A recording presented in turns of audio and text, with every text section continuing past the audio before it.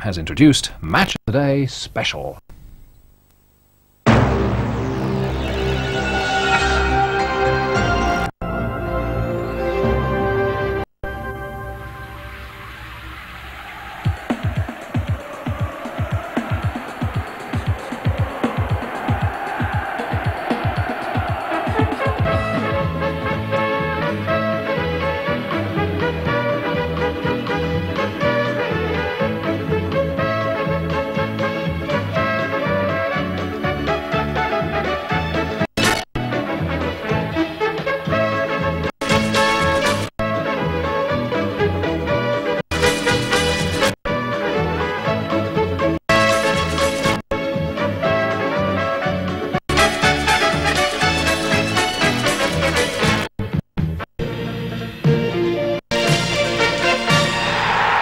Good evening. The winners of today's fifth round FA Cup ties are just 2 wins away from the final on May the 9th. We've got all the goals for you. We're concentrating on 3 matches. At Stamford Bridge, only 7,000 turned up in midweek for the league game, but over 34,000 were there today for Chelsea against Sheffield United in the Cup. Ian Porterfield had taken the London club to their first fifth round tie for 10 years. Porterfield was, of course, Sunderland's Cup hero back in the 70s, and at Roker Park today, 25,000 were present as the second division side took on West Ham. Sunderland's Malcolm Crosby was manager of the month, his first month as caretaker manager. At the City Ground, the crowd was nearly 25,000 today for Nottingham Forest against Bristol City. Mr. Clough had taken Forest to 2 semi-finals and the final in the last 4 years. Well, Trevor Brooking is with us this evening. It's been difficult to get his mind off the luge doubles at the Winter Olympics, but he is prepared apparently to discuss the football. And then later we'll have today's highlights from the games. The men's figure skating, which could be an east-west battle for the gold between Victor Petrenko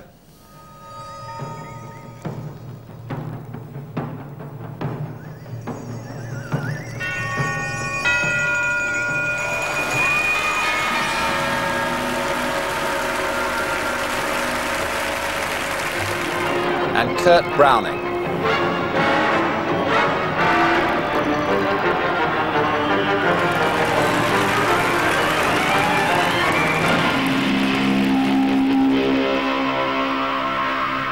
There's the story of the British bobslayers leading the way at the halfway mark.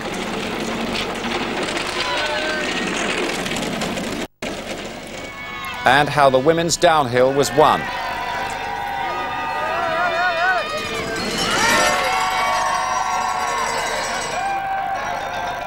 Well, all that comes later. First, it's the Cup. Who would be over the moon tonight?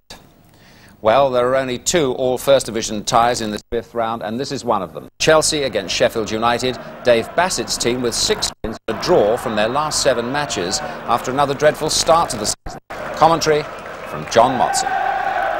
1 or 2 of those venerable Chelsea pensioners, regular guests of the club here at Stamford Bridge, can just remember these 2 clubs meeting in the FA Cup final itself, just as World War I broke out 77 years ago. Sheffield United beat Chelsea 3-0 at Old Trafford that day in what was called the khaki final. But today the colours are red and yellow as the Sheffield United fans, around 7,000 of them, bring great flavour to the afternoon. The team news shows that Chelsea have got Gareth Hall back at number 2 and Vinnie Jones playing against one of the old clubs at number 4. They've both had flu. Elliott, number 5, has shaken off a knee injury. Number 6, Cundy, is back from suspension. But it's suspension that rules out Dennis Wise, and with Kerry Dixon just fit enough to be sub, Tony Cascarino at number 9 plays his 3rd game since signing from Celtic. Well, Sheffield United's manager Dave Bassett had a problem when goalkeeper Simon Tracy pulled out with a throat infection, so 29-year-old Phil Kite comes in after being hurriedly recalled from a loan period at Mansfield. Number 2, Kevin Gage, finalised his transfer this weekend from Aston Villa for £150,000 after being on loan. And at number 7, Carl Bradshaw gets the vote over Glyn Hodges, who drops to substitute. And Sheffield United, red and white stripes, white shorts, and already Chelsea, Vinnie Jones flying into the first tackle against his old club, and he's going to get booked in the opening seconds. What a start here. Jones, who was at Bramall Lane for a year, and straight from the kickoff he went scything, and it's a yellow card. Surely the quickest booking of the season for Vinnie Jones. And the first free kick to United, taken by Gannon.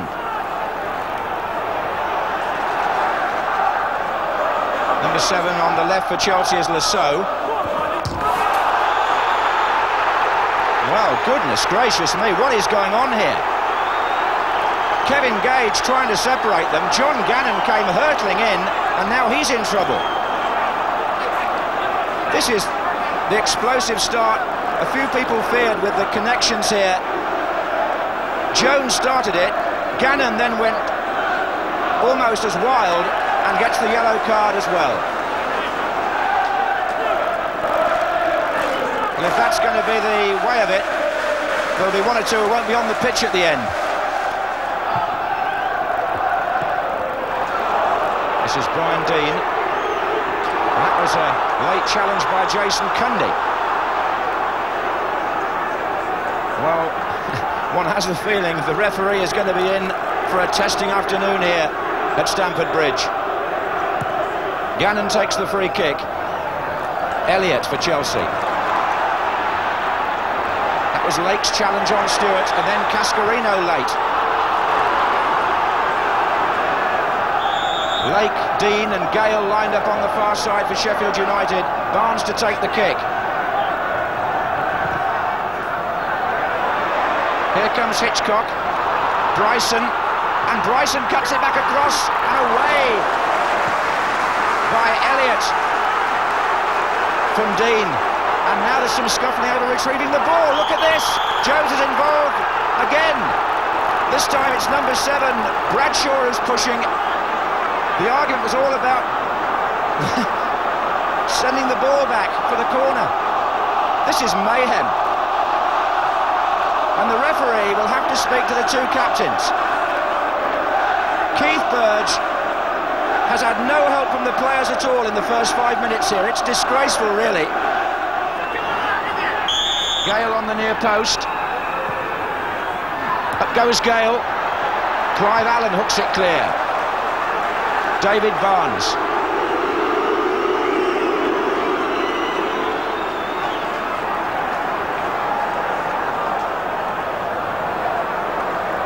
What an extraordinary opening period.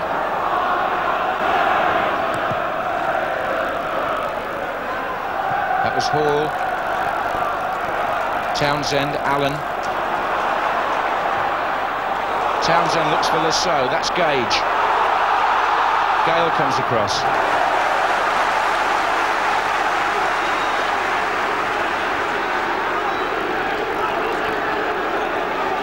Now Jones with the throw. Short to Myers. Stewart's in there. Elliott's up as well. Cascarino over his head. Elliott. Wide again, Lasso.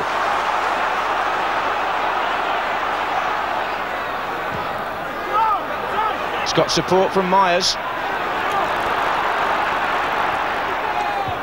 Header out was by Barnes. Andy Townsend, Chelsea captain, who along with Brian Gale was called across by the referee after that last incident and told to calm his players down.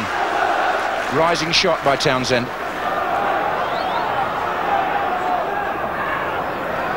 This is Townsend, Jones.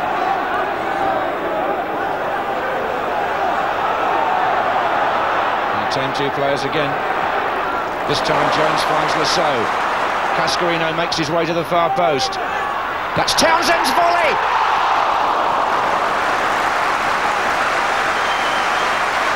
And the Chelsea captain very close to the opening goal here. Good play by Chelsea.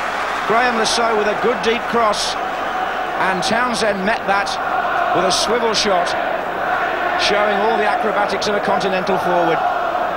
Lake. Well, Lake was tackled by Jones and then collided with the referee. Here he is again. That's Lasso back there for Chelsea. Looks for Cascarino. Headed down to Allen. Townsend. Graham Stewart on this flank, and here's Gareth Hall. Inside it goes to Jones. Townsend. Allen's in there. Little touch for Cascarino. Good football by Chelsea. Allen shoots. What a good build-up. 5 neat, precise passes. Keeper was in the right place to field Allen's shot.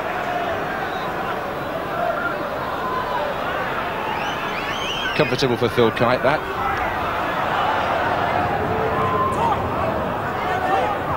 Myers to Allen. Townsend. Stewart. And it's Graham Stewart with a great run for Chelsea, and he scores!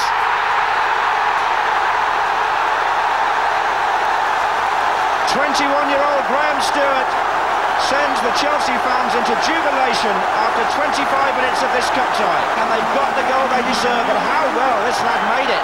He cut inside 2 opponents and slid it underneath the keeper. A brilliant individual effort by a lad who was trained at the FA school at Lillishall. And the way he took that goal, somebody's taught him something good. It was so cool. It's forward by Jones. And Chelsea continue to make more of the headway in this first half. Sheffield United haven't found their rhythm yet. Cascarino. On by Stewart. Here's Allen. Brian Gale's challenge is deemed to be a corner.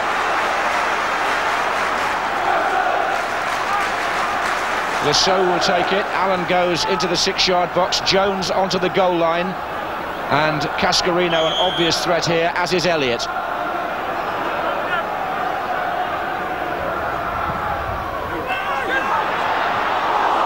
Allen was there. Oh, near post save by Kite.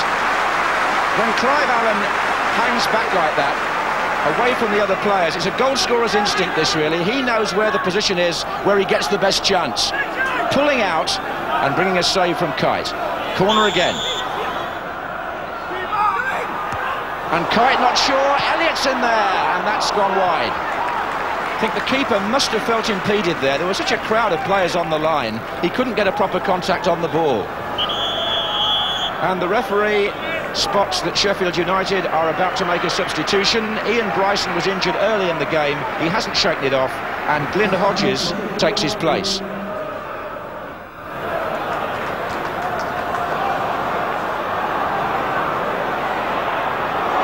There's Jones. Oh, he let that go! From what, 30 yards? This man is such a mixture. Hot-headed 1 minute, always influential, but possessing a little more skill, perhaps more than a little more, than many people give him credit for. A good passer of the ball, and a good striker of shots too. Look at that.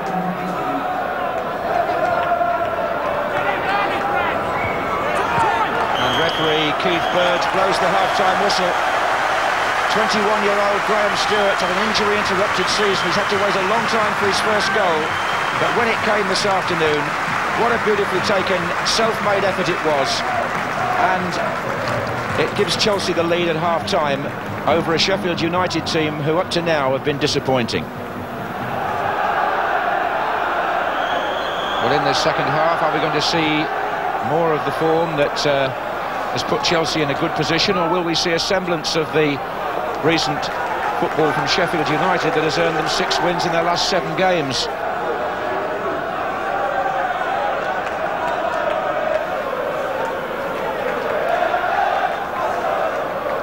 Cascarino to Lasso.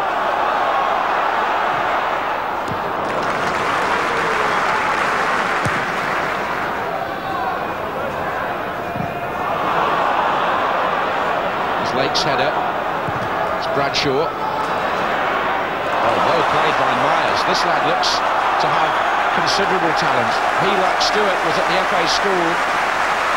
And at the age of 18, he's very confident on the ball in top company. Finished up there, getting quite a bad knock from the tackle by Kevin Gage.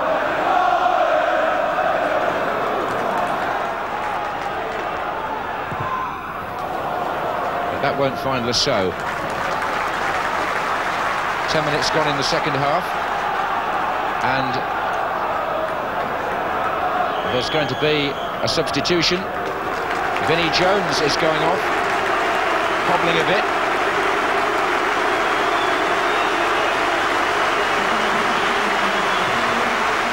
And he gets a hero's reception from the Chelsea fans in the main stand.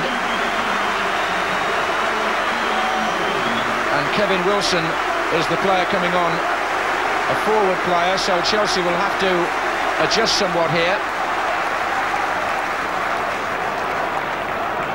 Wilson starts off anyway in Jones' midfield slot.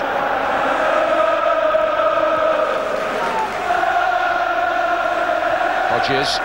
Oh, and here comes Dean, and Chelsea for the first time left a gap in the middle of the defence. It was little Andy Myers who covered it, but there was space there for Sheffield United to exploit, and very nearly. Glyn Hodges so good at delivering those swerving balls. Dean was close there. Myers away. Corner.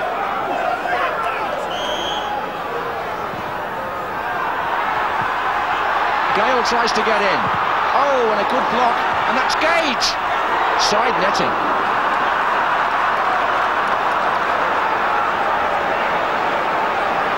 Just a minute or two there when Chelsea looked unsettled. Certainly the play that led up to the corner wasn't very tidy from their point of view.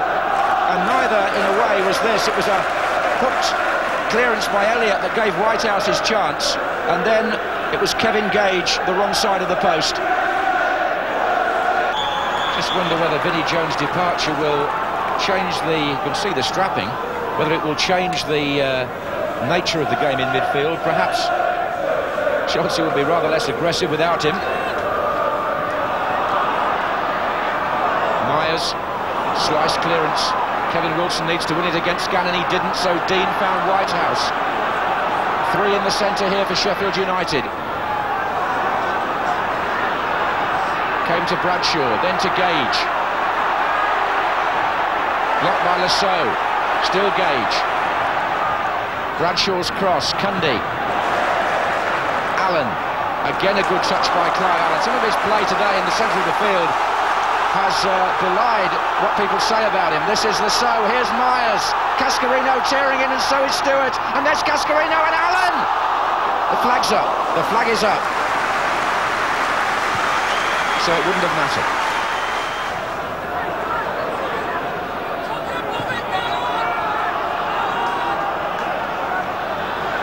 Here's Bradshaw. Oh, and Dean and Whitehouse. And Dean. And nearly Hill. And Chelsea's biggest enemy at the moment is themselves. They lost their bearings in defence when the marking should have been a great deal tighter.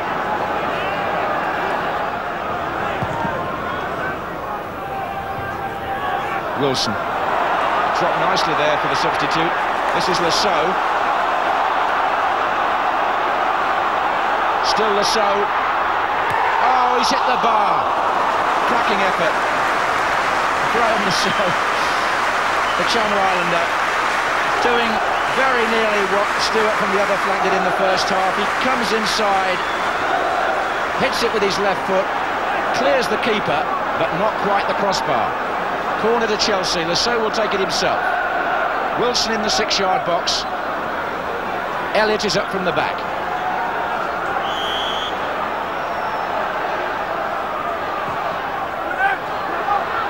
There's Elliott. Falls for Dean.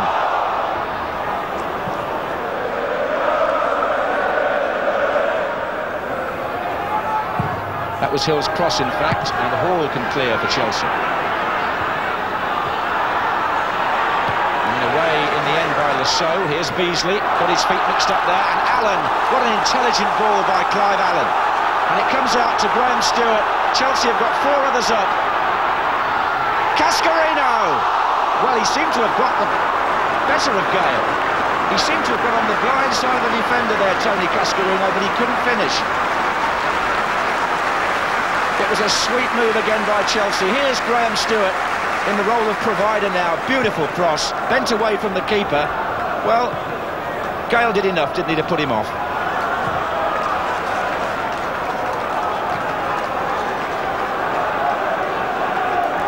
Cascarino scored on his debut against Crystal Palace last week. Couldn't quite register his second goal for Chelsea then.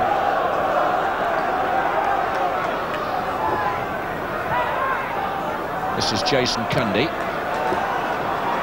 That's the best of passes out of defence, I have to say. That's Barnes out to Hodges, and Sheffield United with 5 players up here. Dean hit the bar and away by Elliott. What a warning there for Chelsea. The nearest United have come to a goal. And the crossbar that denied Lasso a moment ago now does the same to Brian Dean. And that long ball will go through to a very relieved Kevin Hitchcock. Well, Dean there so close to pulling Sheffield United right back in it. A good header, wasn't it? Super header. Keeper had no chance. But Ian Porterfield will remember that against Everton in the last round, Chelsea had an anxious last few minutes, and it's beginning to look like that again.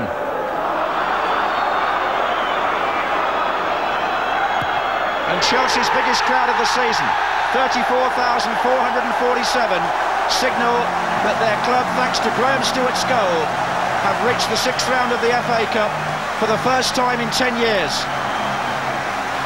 Disappointed Sheffield United, but disappointing in the way they played. Didn't live up to their reputation of recent matches. And Chelsea, who haven't won the FA Cup for 22 years, now find themselves in the last 8, thanks to Stewart's goal in the first half and some effective defending in the second when both teams hit the bar. So Chelsea continue to fly the flag for London, and Sheffield United go home empty-handed. I don't want to spoil your day, but the first 2 or 3 minutes was very aggressive, Ian. Have you got any thoughts on the way the game started? Well, I mean, I think Vinny, let everyone know how important the game was for Chelsea Football Club. And, you know, it set the tempo of the game.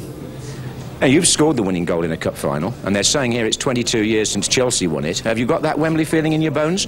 Well, I mean, it would be nice, but we're not thinking about that really at this moment in time. We'll just wait until the next game comes around and prepare properly for it.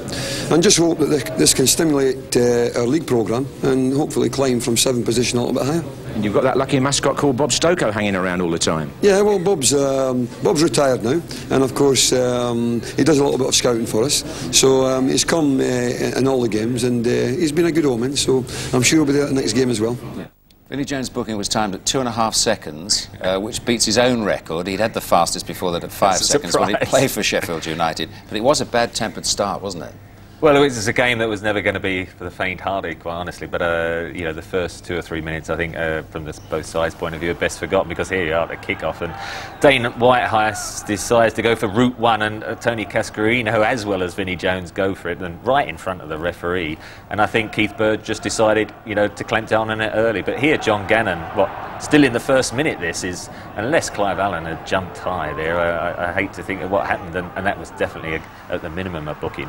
Then again, after just 2 minutes, you see Vinnie Jones knows it's a corner to Sheffield United, just brushes Dane Whitehouse, and they're having a little scuffle there. I think if it had been left to those two, it would have got sorted out, but Carl Bradshaw comes from nowhere here. Look, gives a left-hander there and then puts his forward in. I mean, he's a very lucky lad not to get been sent off, well, I mean, I think if the referee and linesman would have seen what we saw there, he would have had to have gone, and that's purely out of retaliation, and he was nothing to do with the first incident. Why get involved? Yeah. After that, it did settle down, and the game wasn't a bad game to watch, I think, and a good goal. Well, I mean, you know, the goal was a little jewel and such, and great for Graham Stewart, because perhaps he wouldn't have played, you know, if Dennis White hadn't been suspended. Here, Clive Allen, lovely little touchdown to Andy Townsend on his right foot. He'll be pleased with that. And it's his first touch here, Graham Stewart. Dane Whitehouse just lets him get down the line, which is fatal, really, because once you let your forward attack the defender, and David Barnes lets him come inside, He's now concentrating on keeping it down and through the poor old keeper's legs. I mean, how often that happens. But if you keep it down, the chances are, unless it does strike the foot, it's going to go in the net, and that's just what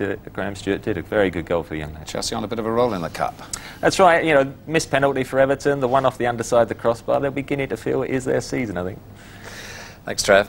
Well, in the North East, while Kevin Keegan's return to Newcastle has been making all the headlines, Sunderland fans have been getting a whiff of Cup fever under a caretaker manager, Malcolm Crosby. Their opponents today, West Ham, who've more or less stumbled into this fifth round. Commentator at Roker Park is Tony Gubba. Malcolm Crosby may still only be in a caretaker role at Sunderland, but he's a quickest ever winner of Manager of the Month, thanks to victories in the first 4 matches after he took over in January. And with Sunderland, now Britain's newest city, there's lots to smile about on the Roker Park terracing. Well, this isn't quite the team that Malcolm inherited from the departing manager. He's brought back Paul Hardiman, converting him from left-back into midfield, and young Brian Atkinson is also restored to the first team. He wears number 11. But it is one of Dennis Smith's last signings, whose goals have taken Sunderland into the fifth round for the first time in 16 years. Former ERA international John Byrne has scored 5 times in the last 7 matches, including 1 in each round of the Cup. Well, West Ham are sorely depleted by injuries. Frank McAvenny is the latest of them. Tony Parks continues in goal for Miklosko. Martin Allen returns wearing number 10. It's his first game since December. And number 6, Ray Atterveld, is in the side. He starts a month's loan from Everton. Referee Bob Nixon from the Wirral starts this fifth round Cup tie, in which it will be difficult for either side to get a grip of the ball, because there's an absolute gale blowing right down the length of Roker Park and right into the face of Tony Parks in this first half. It'll be interesting to see just how far he can get this ball.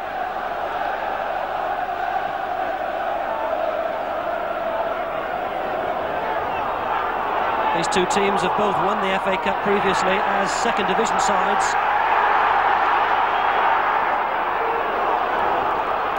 West Ham's form in reaching this fifth round has been, well, a little bit less than impressive. Davenport. Byrne. Hardiman's made a run through. Kay sprints up from the right-back position and gets in a great ball. Well, it was delivered very early, and it was a good ball also from John Kay, the local-born player. He saw there was a little bit of space in that penalty area, just chipped over the top, and Hardiman was just a yard behind it.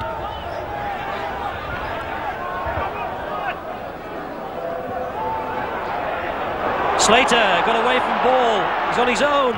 Good stop, Norman. That's the first save. With something like 32 minutes played. Slater now waits for the corner. Taken by Dix. Oh, it hit too long. Keane. Final effort from Kevin Keane was always going well wide, but it was a nice bit of skill and control by Stuart Slater. But as he took that ball into the penalty area, you can see there's no support arriving at all. 3 minutes to go to half-time. And wouldn't we dearly love a goal? Foster. Into Rogan. It's just kicked from one defence to the next and back again. Now Davenport, and he's turned, and he's threaded it through for Hardiman. Dix, who got in the block, and it was a good block as well from Julian Dix. Hardiman was beautifully found then by Davenport. It was a good chance, and that's brought a corner. Well, Byrne's gone right over there. Surely he wants to be in the penalty area. Now he's coming back now. That's the place to be when you're the top scorer in the last few matches. Oh, that's hanging awkwardly. Parks has got it safely. Well, the referee had a very good view, and he's given a push on the keeper, but he caught it very well.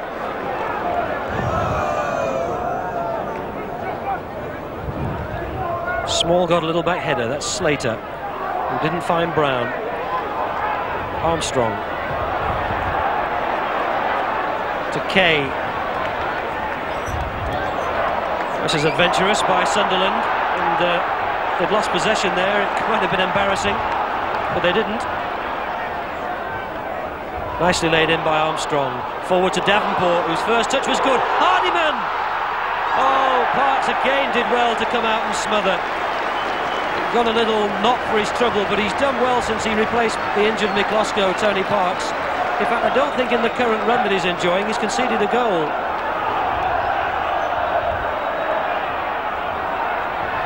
And he didn't give any shadow of a doubt about a foul. He just got down and made the ball his. And there goes the whistle to end what has frankly been a disappointing first half. Neither side able to cope with these very tricky conditions, and we haven't had a goal to enjoy. But there's always lots of enthusiasm at Roker Park, and we can look forward to a better second half. It's Sunderland 0, West Ham 0. A warm drink is what's required, and that one being enjoyed by James Herriot. In truth, Alf Wright, a 75-year-old veterinary surgeon who wrote the James Herriot books and who's the honorary life president here at Sunderland. So Sunderland start this second half, now attacking the goal to the left. Neither side has made a substitution at half-time. And it will be interesting to see how each team now copes with the quite different conditions that they'll have to deal with from those that they experienced in the first half. Davenport, marked by Foster. And he got in a good left-foot cross. It was always a little bit too close to Tony Parks. But if anybody can prise things open, you get the feeling Davenport might. Now Parks enjoying the opportunity to get in long kicks of his own. Rogan needed to... there just wasn't the right sort of understanding again between the defenders and the keeper. I mean, if Rogan expected the keeper to come and claim that, he was certainly thinking in different directions to Tony Norman. Keeper was never really going to get there. The big number 5 for West Ham, just around the penalty spot. Keane, it's in. Allen, Martin Allen, I think. He's claiming it, Martin Allen, but the players have run off to congratulate Mike Small. But there might be a bit of a debate there about who had the final touch. There's no doubt that it was knocked in by Kevin Keane, and there were 2 on the goal line poaching. Oh, maybe the camera will tell us who got the last touch.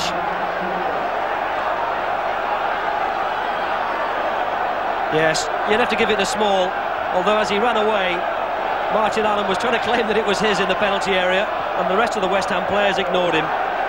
So Mike Small's 16th of the season, and that goal has come right at the ideal point, really. What a season he's having, Julian Dix.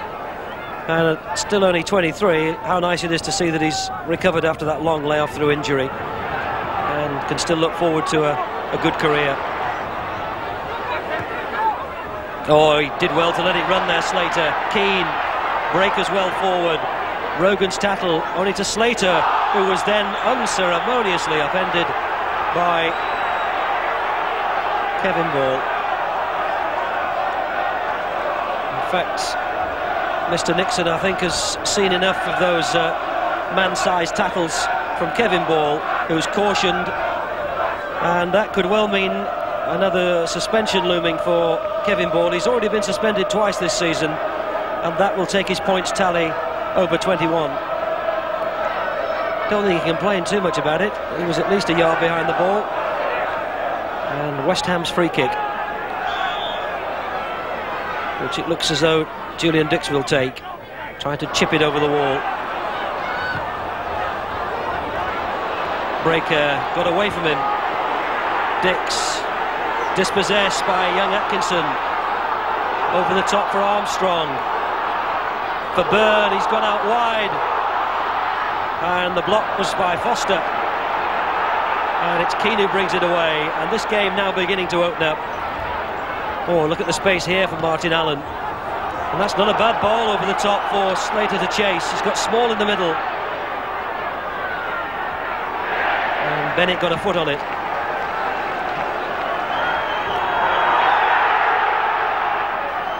Dix. Allen. Atterveld. Dix again. Fine ball to pick out Ken Brown. Oh, it needed watching all the way, didn't it? It swerved and it bent.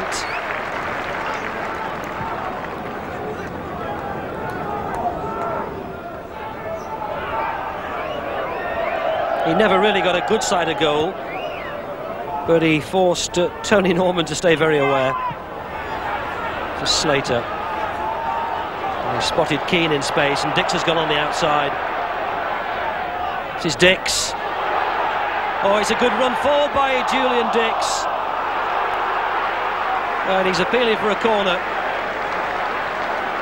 But in a season when so many of your players are injured, and you really are down to the last 11 fit men almost, it must be a real thrill for Billy Bonds and the West Ham supporters to see how well Julian Dix is playing.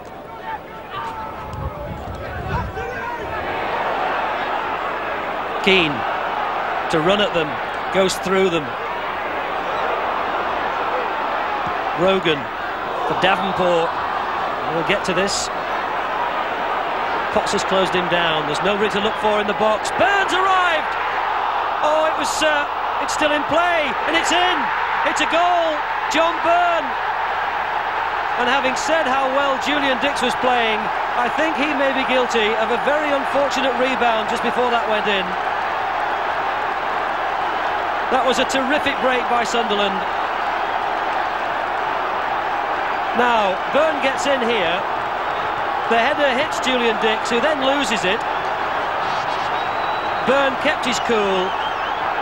Tony Parks committed himself, and he just pushed it over the line. Atkinson did very well. Rogan came inside small. Slater. That was a trip. Free kick.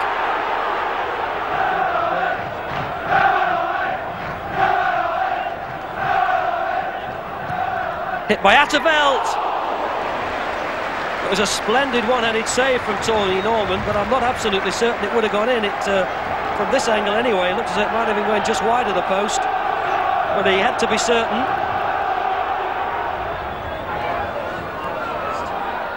That went straight behind.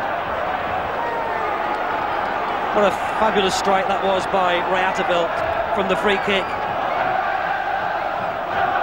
Well, it looked as though it would have gone in, didn't it?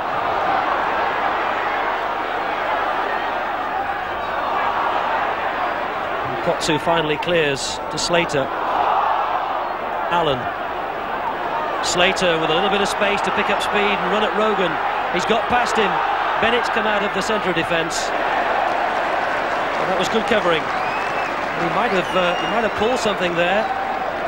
Gary Bennett, as he stretched to get a foot on that, he's gone straight down. Bennett back on his feet, but he's certainly stretching very gingerly.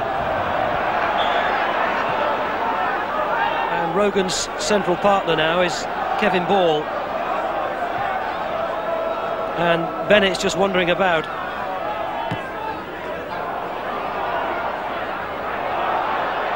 Throw to Sunderland, and there will now be a change.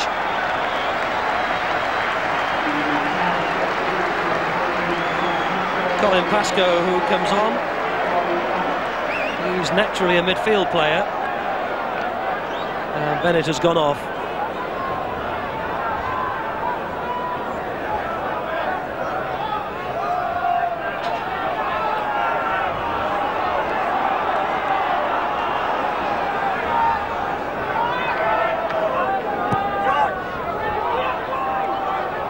Flick on by Armstrong. Byrne. Oh, it's a great effort from Byrne. Well, that was a player full of confidence, and with his shooting boots on. And even Colin Foster, I think, was in admiration of that.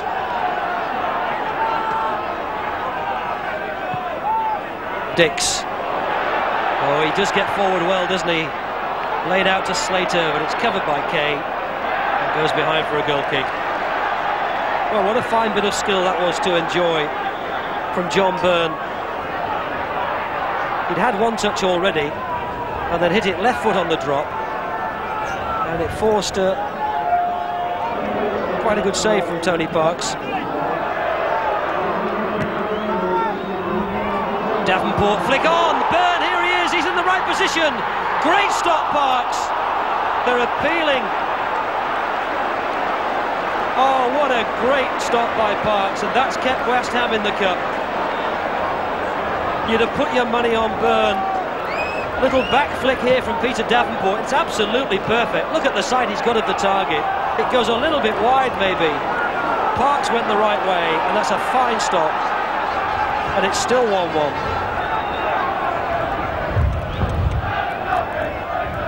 And the whistle goes, yes. Well, the second half was exactly what the first half wasn't. Mike Small giving West Ham the lead after 49 minutes.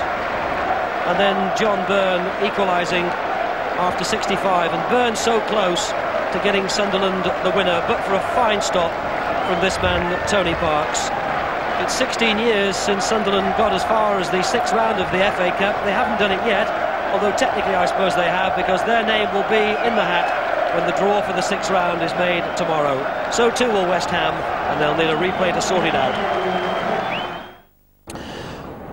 Well, Billy Bonds and Malcolm Crosby, 1-1, a result that satisfies both managers, I suppose, but Sunderland might feel they had the more chances to have won it.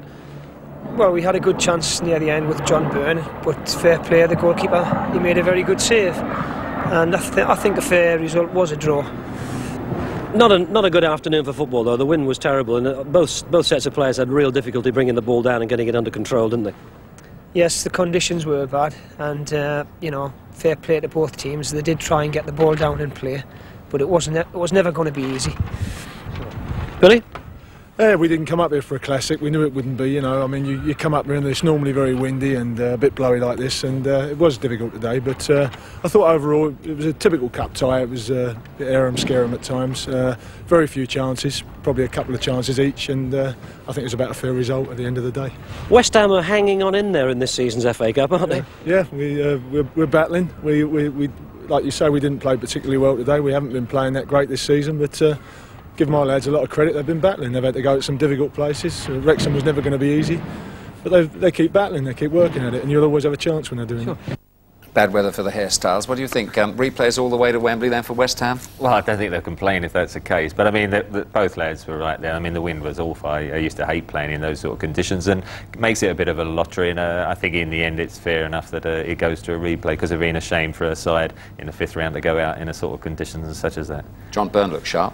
Well, I mean, John Byrne's got a lot of individual skill, hasn't he? And I thought Peter Davenport alongside him played quite well. You know, they linked up, and some of the better touches came from those. But I mean, he's got very good individual skill, can beat players. I mean, the best bit of action probably the touch over the top very late on, and the left-footed shot, wasn't it? But he'd be a bit disappointed with the late chance. But I think Tony Parks did very well. A bit like, as we said earlier with the Chelsea goal, sometimes the keepers, they can block it half with the legs and the body. Sometimes it goes between the legs. On that occasion, he stood up well and blocked it. It was fairly bizarre, wasn't it, really?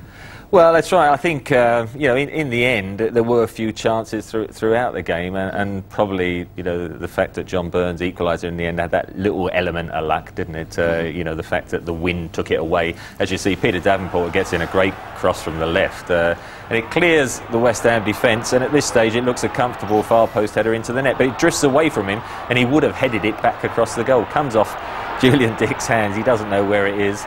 Johnny Byrne thinks, come on, get down, and Tony Parks then just misses, and it bobbles softly into the net. I mean, sometimes, you know, you hit some screaming shots, and on another day the bobblers go in, and it's a vital replay, and who knows what's going to happen at Upton Park. This Brighton supporter has noted where both the goal scorers in that match used to play last season. It must be hurting seeing them at the bottom of the second. Bottom of the second, yeah. Right, another First v Second Division tie now. Nottingham Forest against Bristol City. Forest have made 2 semi-finals and the final in the last 4 seasons. Bristol City, despite a lowly position in Division 2, had beaten both Wimbledon and Leicester away to get this far. Graham Lloyd from the City ground. Last Saturday, Bristol City became the first victims of Keegan mania when they were swept aside by an inspired Newcastle. This afternoon they come up against an even more charismatic personality in the shape of Brian Clough, who despite 27 very successful years in football management is still trying to win the most glamorous prize of them all, the FA Cup. Forest keep the same side which drew 1-1 against Spurs in the semi-final of the Rumbelows Cup here last Sunday. Stuart Pearce, having rested his injured knee in midweek, is fit to resume his captain's role at left-back. This is Forest's 3rd cup tie in less than a week. There are 3 changes in the Bristol City side following the Newcastle nightmare. Manager Jimmy Lumsden recalling Gary Shelton and Mark Hazelwood in midfield after injury and suspension. This is City's 3rd successive away game in the competition. They'll be looking to their Polish international Dariusz Jakanowski, the match winner at Leicester in the last round, to spring a surprise or two this afternoon. The referee for this afternoon's match, Neil Midgley from Kersley in Bolton, and we are underway. Forest in their traditional red and white, which means a change of strip this afternoon for Bristol City. They're wearing a nice shade of green. Both these sides struggling in the league this season.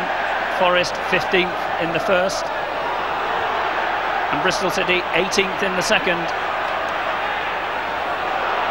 This is Black.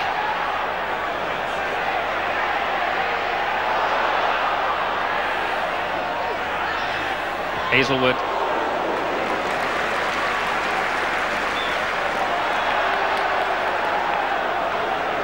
Andy Leaning. His place was under threat after that 3-0 defeat at Newcastle, but he's still in goal. Wassell winning out over Allison. Headed forward by Hazelwood and Pearce. Jakanowski trying to find Bent. He's past Pearce, but the ball just out of play. A corner to Bristol. Junior Bent anxious to get on with things. As Bristol on the attack in only the 2nd minute, headed clear by Wassell. But Bent with another chance to cross. Looking long, Crossley unable to gather, and Pearce with the clearance.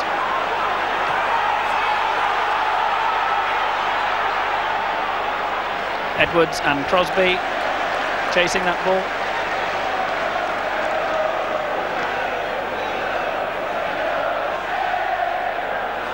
Sheringham. Laws and Keane. Crosby up against Scott. No room for the cross, or is there? Wins himself a corner. No goal kick.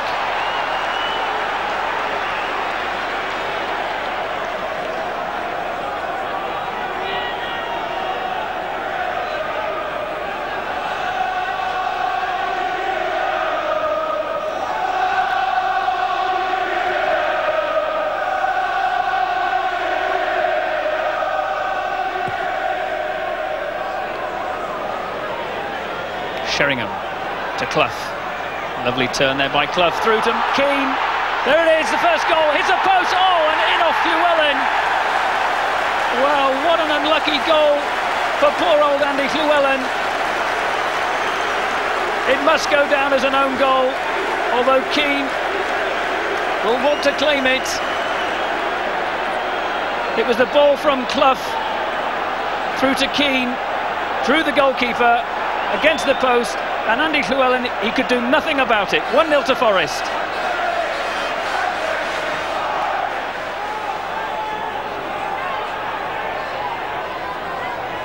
This is Edwards. Poor pass. Bent had come inside. Clough to Pearce.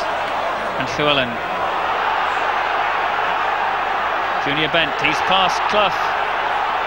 What about the cross? Allison! Oh, nice move by Bristol.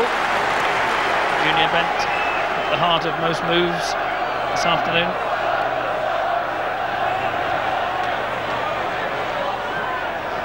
It's a very loose ball cut out by Osman. Scott. And Hazelwood wins the throw.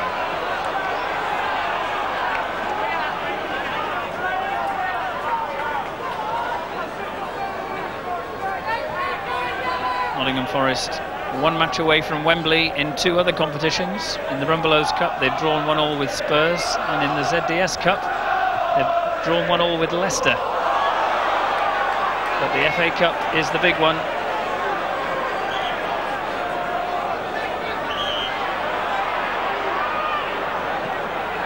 Keane across to Clough. Sheringham and Osman. Sheringham winning out. Black. Headed clear by Shelton. Clough! Oh, he's hit the post! What a tremendous shot by Nigel Clough. He hasn't scored for 4 games. He nearly did then. The ball scrambled away for a corner to be taken by Kingsley Black. There's Pearce and Leaning. Nicely taken.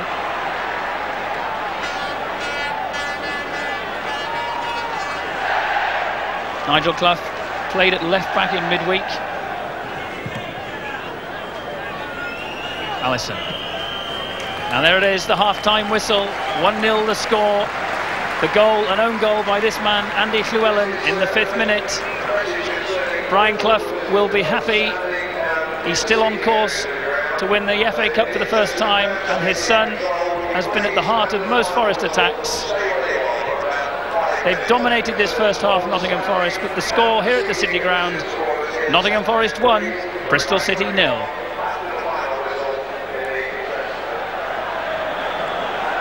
So the second half underway, 1-0 the score to Nottingham Forest.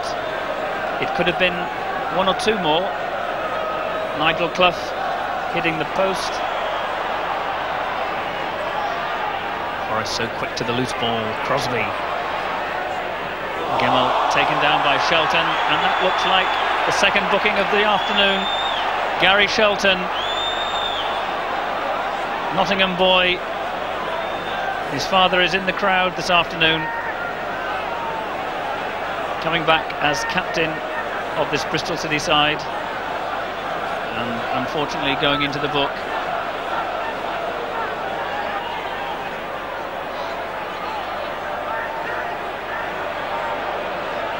The Bristol City wall is in position. Here comes Pearce, and Sheringham almost got it through, and Clough does.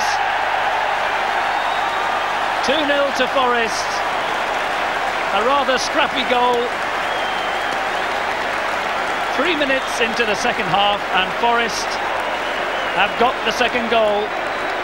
The free kick from Pearce past the wall. Sheringham cleared off the line, but Clough following through. 2-0 to Forest. Bristol crowd starting to get behind their team, and they certainly need that support. Allison through to Edwards. He's got bent outside him. Good effort by Edwards, and Crossley couldn't hold it. For the first time this afternoon, the Forest defence opened up. Edwards took advantage, and the save by Crossley, bearing in mind he's had hardly anything to do all afternoon, was excellent. Pearce and Hazelwood.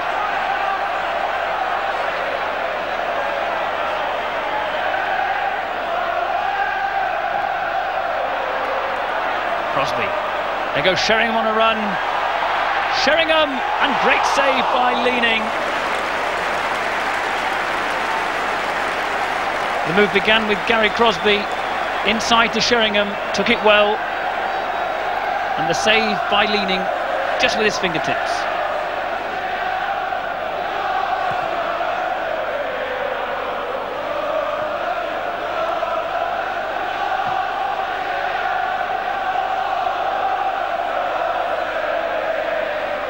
Llewellyn to Jakanowski. And Hazelwood. Bristol City desperately searching for a way through this Forest defence. Almost there, but Walker spotted it.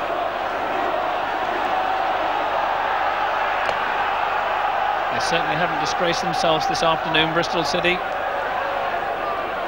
Any side would have found it hard to live with Forest in this sort of form. It's to their credit they've kept the score down. Sheringham to Gemmell. And Pearce joining the attack. Taking it on to Clough. And there goes Pearce. Where's his right foot? There it is, and there's the third goal.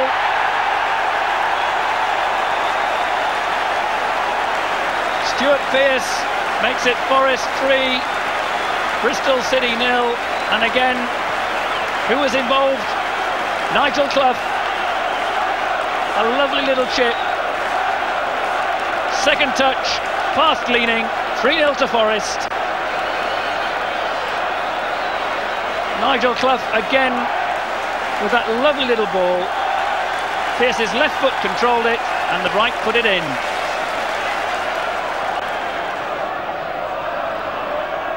Edwards inside to Jakanowski. Jakanowski up against Gemmell.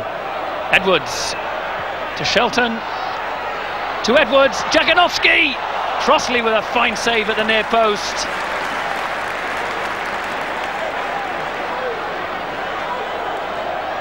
Junior bent with the corner, the first of the second half for Bristol City. Osman! Jakanowski! Allison! Jakanowski! Yes! It's third goal for Bristol City, and how they deserve it. They've been up against it all afternoon. Bent took the corner. The Forest defending wasn't up to the usual high standard. Crossley had it. He lost it. Allison couldn't. Jakanowski could. 3-1. Forest's speed of thought and action revolving around Clough has taken them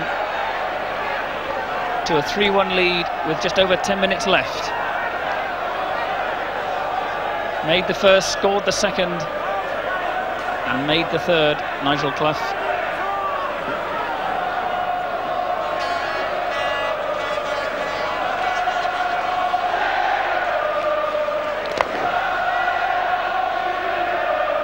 Pearce. Too long for Sheringham and Black, and Bryant with the clearance.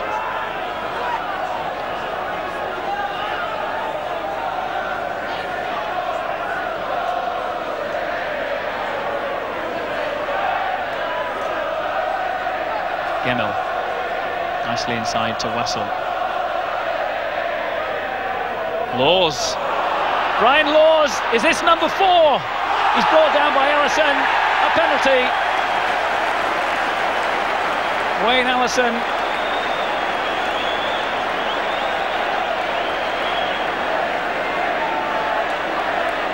Brian Laws was through, no doubt about the challenge. So Teddy Sheringham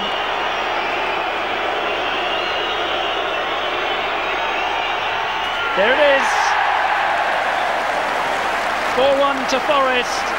Goal number 18 for Teddy Sheringham. £2 million he cost. Nicely hit penalty. Leaning went the wrong way. We're now into injury time here at the City Ground. Nottingham Forest 4-1 in the lead.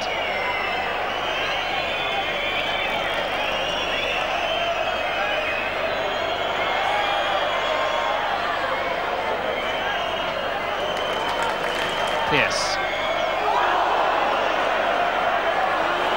Osman out of position, and there's the gap opening up for Glover and Keane. Still Glover. Shelton trying to send Allison away. It's too long for him though.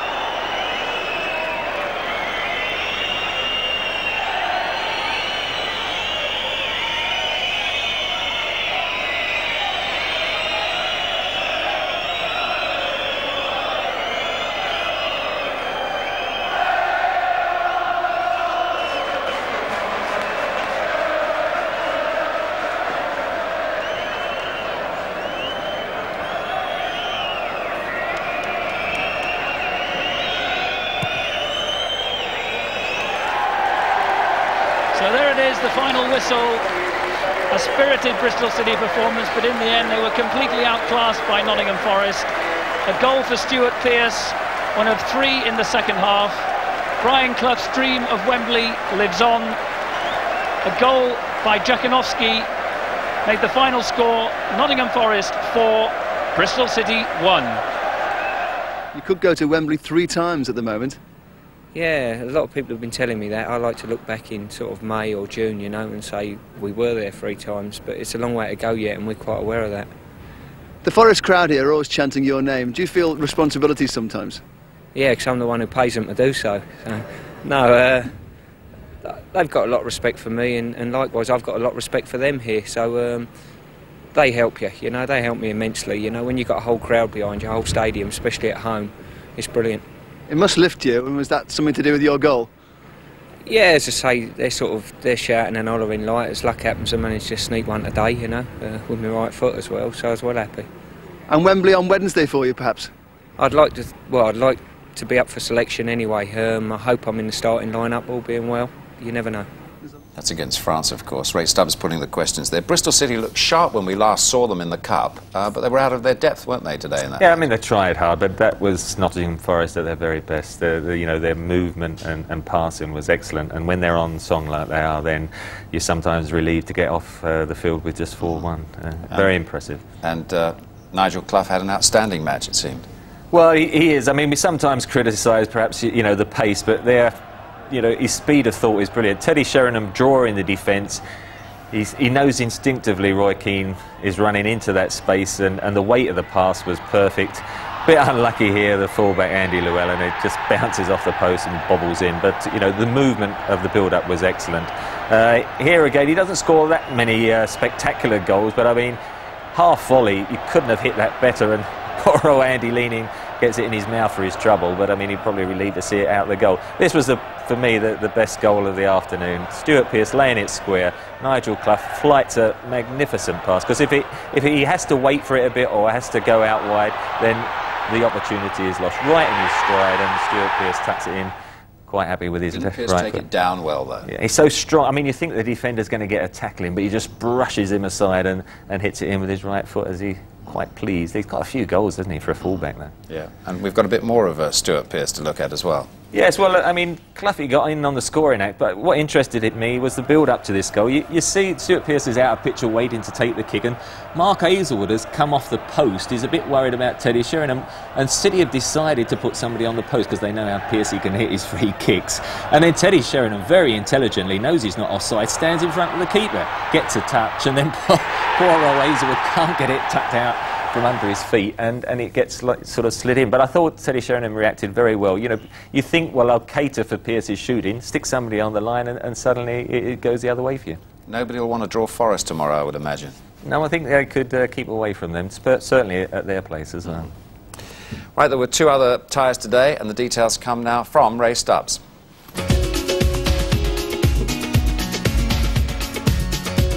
Surviving First Division club not to have won the FA Cup, there was quite an atmosphere at Carrow Road.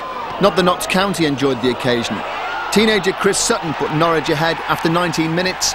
Rob Newman's shot was only parried by Steve Cherry. 2 second-half goals settled it. Welsh international David Phillips, a cup winner with Coventry in 1987, got behind the Notts County defence to score a second. The ball played through by Norwich skipper Ian Culverhouse. A third Norwich goal came after 56 minutes, and Phillips again set it up. The ball worked down the right, and if the cross on the run was impressive, what about Chris Sutton's diving header? Norwich in the quarter-final for the 3rd time in 4 years.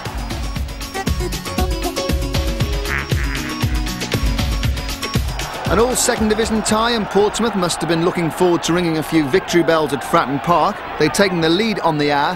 Darren Anderton, the star of Pompey's 3rd round win at Crossed. Chris Burns' shot looked like it would have gone in. Guy Whittingham left nothing to chance. But Middlesbrough, in the hunt for promotion and in the semi-final of the League Cup, kept their treble hopes alive when Alan Kernigan equalised 3 minutes from time. Portsmouth failed to clear. The Borough skipper set up an Erson Park replay. Now the 3 ties tomorrow, and we'll be at the County Ground to bring you Swindon versus Aston Villa live. Looks like producing some real quality football, and after it, of course, we'll have the draw live for the quarter-finals. What do you make of that match tomorrow, Trev? Yeah, I'm looking forward to, I mean, they're 2 good footballing teams, 2 fullback